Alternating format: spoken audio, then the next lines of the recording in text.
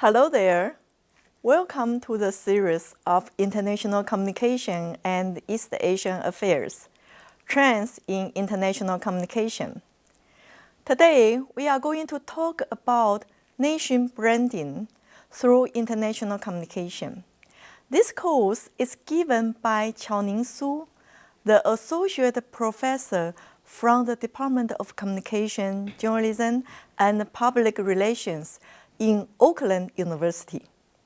Professor Su is going to introduce the concept of nation branding and also the difference between soft and hard power, as well as the sharp power.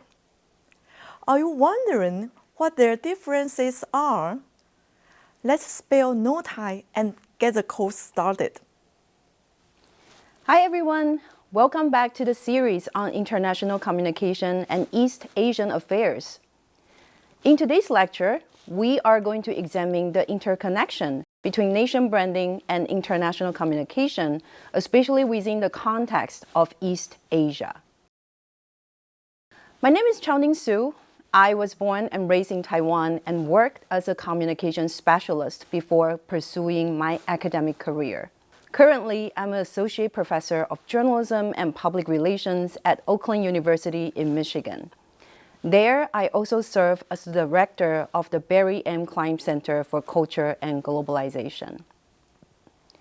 In the past decade, as a communication scholar, my research has focused on two interrelated agendas: the journalism of crisis and journalism in crisis. You might ask, what's the difference?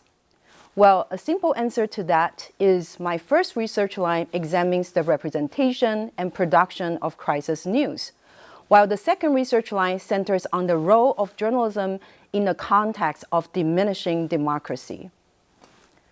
Because of my professional experience and academic expertise, this year, I was honored to be selected as a fellow at the Global Taiwan Institute and UC Berkeley's U.S.-Taiwan Next Generation Working Group. In today's lecture, we are going to discuss the concept of nation branding step by step.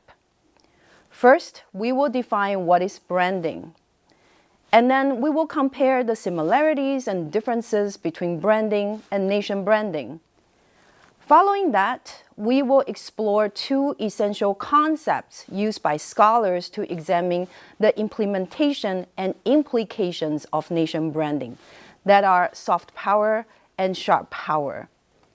And finally, we will dive into the case of Taiwan, which uses strategic messaging to target an international audience and amplify its global visibility and global reach.